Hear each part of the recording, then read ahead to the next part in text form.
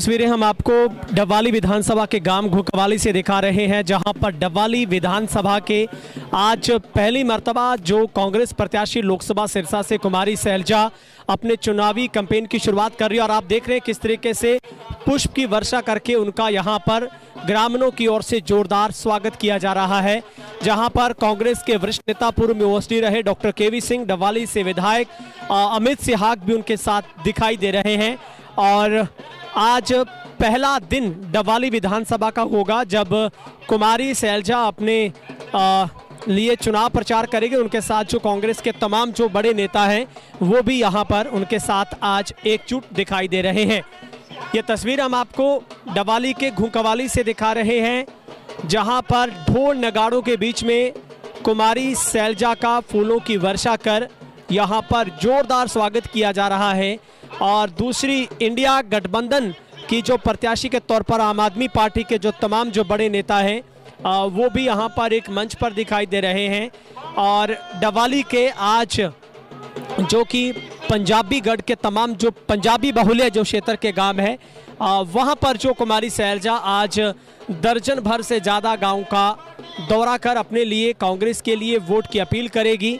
और डबवाली से और हरियाणा के होनहार जो सबसे जो लोकप्रिय विधायक डॉक्टर केवी सिंह जी के बेटे अमित सिहाग भी उनके साथ दिखाई दे रहे हैं। और एक जोश का जो संचार है वो कार्यकर्ताओं के बीच में देखने को मिल रहा है।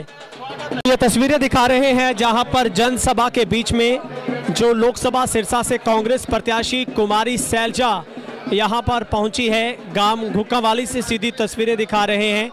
आज डबवाली विधानसभा का पहला दिन उनका चुनावी कैंपेन का होगा और उनको जो कांग्रेस कार्यकर्ताओं की ओर से जो उनके पुराने जब वो यहां से सांसद रही तो वो कार्यकर्ता भी उनसे जो मिलकर उनका अभिनंदन कर रहे हैं।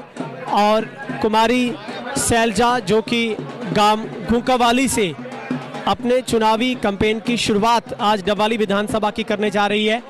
और बड़ी संख्या में जो कांग्रेस के तमाम जो बड़े दिग्गज नेता हैं वो उनके साथ दिखाई दे रहे हैं। और इंडिया गठबंधन के जो सहयोगी तमाम जो दल हैं वो भी एक मंच पर और तमाम जो कांग्रेस के नेता हैं वो एक मंच पर एकजुट होकर जो चुनावी कैंपेन की शुरुआत कर रहे हैं। और तस्वीरों में आप देखेंगे डबवाली से विधायक अमित सिहाग भी उनके साथ हैं। और लड्डुओं से तोलकर जो कि कार्यकर्ताओं की तरफ से गांव घुकवाली की तरफ से लड्डुओं से तोलकर उनका जो जोरदार स्वागत यहां पर किया जा रहा है। एक कांटा लगाकर लड्डुओं के भरे डिब्बे रखकर कुमारी सैलजा को यहां पर तोला जा रहा है। ये एक उत्साह जो कार्यकर्ताओं का यहां पर उनके लिए उनको समर्पित है। और तमाम जो कांग्रेस जन एकजुट होकर उनके अभिनंदन में उनके स्वागत में यहाँ पर जो कांग्रेस कार्यकर्ता है वो यहाँ पर बड़ी संख्या में मौजूद हैं।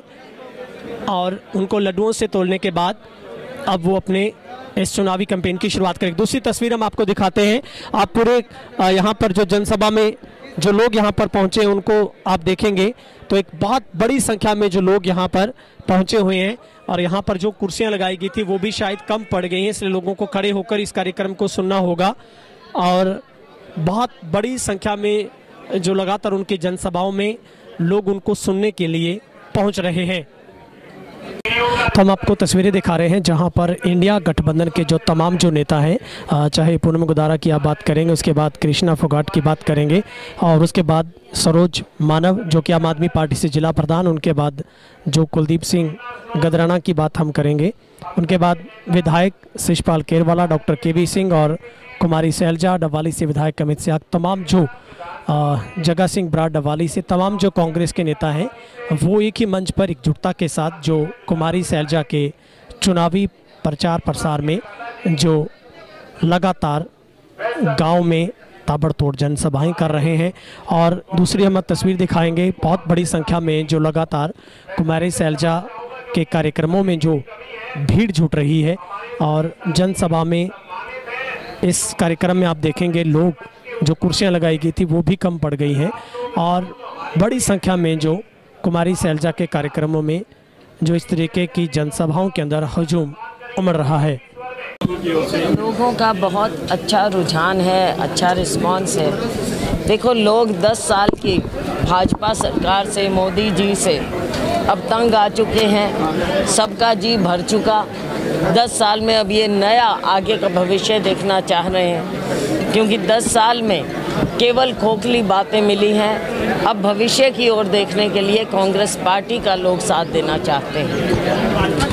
400 पार का नारा दिया जा रहा है, देखो, ये नारा भी दिन ब दिन पुराना होता जा रहा है। सबको पता है, शुरुआत इन्होंने की, फिर 370 पे आए। अब तो इनको डर ये है कि कहीं इनके साथ इंडिया शाइनिंग ना हो जाए। विपक्ष के लोग कह रहे हैं कि आप भी कांग्रेस में रहे, अशोक तंवर भी आपके खेमे में रहे, वो भी अध्यक्ष रहे। कहीं ना कहीं ये तो नहीं है कि अशोक तंवर का जब भाजपा की ओर से चुनाव लड़ा था, हुड्डा की ओर से आपको चुनाव मैदान में उतार दिया गया ताकि उनका एक कांटा कोई ना कोई निकले पे उसके आरोप आज लगाए जा रहे हैं। और सवाल पूछो। मैडम, अभी कल सीएम सिरसा आए तो उन्होंने एक आरोप लगाया था कि जब हमने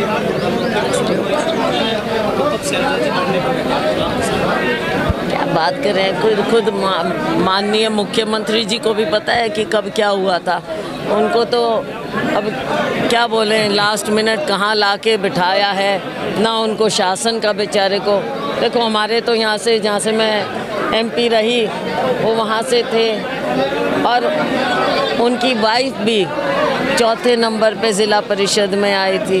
और माननीय मुख्यमंत्री जी को खुद को कुछ नहीं मालूम, तो वो क्या टिप्पणी करेंगे। हम देखो ना, मैं उन पे कुछ टिप्पणी करना चाहूँगी, क्योंकि वो मुख्यमंत्री हैं। हम असूलों की और मुद्दों की बात करते हैं। मुद्दों पर आएँ, बताएं 10 साल में उन्होंने क्या करके दिखाया है, उसका जवाब हमारे किसान को, हमारे गरीब को, सबको दे दें तो पता चले। अब मैदान में आने की हिम्मत नहीं है, क्योंकि कुछ किया नहीं। लोग इतना रोष में हैं, अब उन्हें पता चलेगा। देश के प्रधानमंत्री कहते हैं कि राम मंदिर बनाया था, 370 तोड़ी, हमने विकास किया है, कांग्रेस ने विकास नहीं किया। क्या कहेंगे राम मंदिर की बात करना? देखो, अब उनके पास कोई मुद्दा नहीं रहा। कभी मंदिर को लाते हैं, कभी मंगलसूत्र को लाते हैं। विकास की बात करें, सिवाय वॉल पेंटिंग्स के कोई विकास दिख नहीं रहा। एक बार फिर से पूर्व मुख्यमंत्री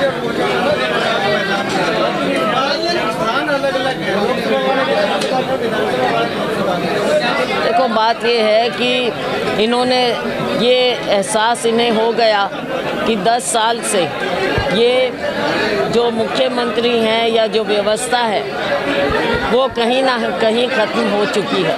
तो जो लास्ट मिनट होता है ना, बौखला कर फैसले लेना, वो लिया है, लेकिन व्यवस्था नहीं बदली। चेहरे वही हैं अभी भी, ऊपर नीचे का कोई मतलब नहीं। जनता ने इनको जाना है, पहचाना है। और जो नए मुख्यमंत्री हैं, अभी तो लोगों को ये भी नहीं पता चला, ना प्रशासन को ना लोगों को, कि मुख्यमंत्री बदल भी गया है।